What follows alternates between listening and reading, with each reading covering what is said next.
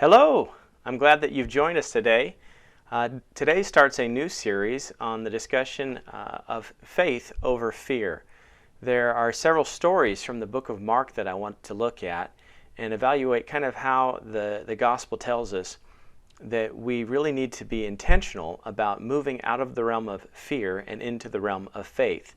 And no one does this better than the evangelist Mark, who tells us all of these incidences, these stories where Jesus confronts fear head on, and he just shows us that we don't need to live in fear as Christians, but if we belong to Christ, what we recognize is that our Maker is in control. And even when things are difficult, our Maker is in control, and he's going to turn things to our benefit.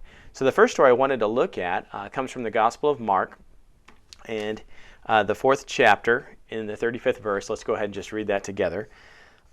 On that same day, when evening had come, he said to them, "Let us cross over to the other side."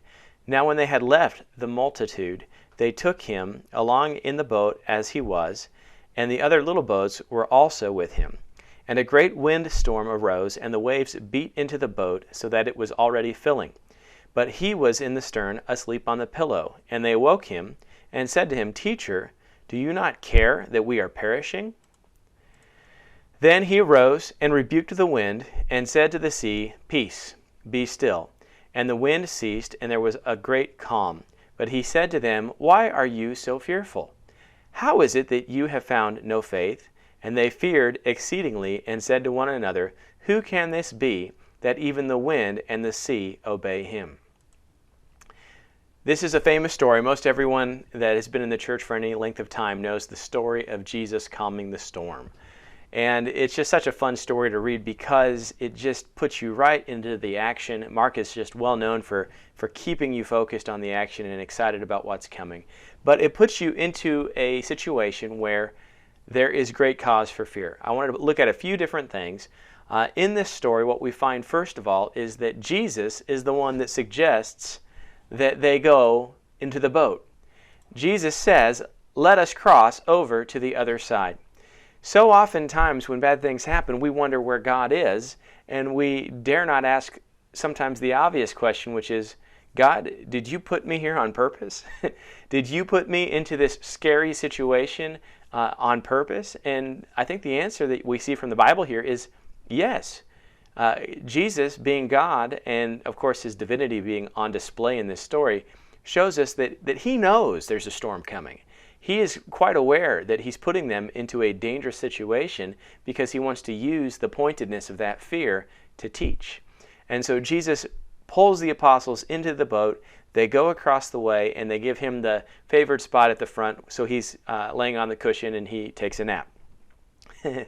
Knowing a storm's coming, Jesus takes a nap. And all of a sudden, the apostles find themselves, the disciples are in the boat with waves pouring over the edge, and they are terrified. And they are doing everything they can. They finally wake up Jesus and say, "Teacher, do you even care? Do you even care that we are perishing?" I think this is the second thing I want to look at. In the midst of our struggles and in the midst of our fear, do we turn to Jesus? And do we ask him, "Do you even care?" And we know the answer from the Bible. 1 Peter tells us, cast all your anxiety on him because he cares for you. So we trust Jesus, but we need to always remind ourselves at moments that are dangerous, fearful, where we are scared, we begin to doubt, that we turn the right direction. The best thing the disciples did in this situation is they awoke Jesus. They didn't continue to bail the water out in their own strength. They didn't continue to work things. They didn't say, "Don't bother Jesus. He's not a fisherman. He doesn't understand these things." They went to the teacher and said, "Do you care?" And what happens when we arouse God on our side? Jesus rose up and rebuked the wind. I would love to know what that looks like for Jesus to rebuke the wind. Quiet you. But he says it in a sweet way. "Peace, be still." See, Jesus is not just stopping the wind. He's actually bringing peace. The Prince of Peace is bringing peace to the waters and peace to the hearts of the disciples. Then he looks at the disciples and he asks the question, "Why are you so fearful? Why are you so fearful?" Whatever is going on in your life, things that are out of your control, Jesus is asking today, why are you so fearful? Do you not have faith? How is it that you have no faith?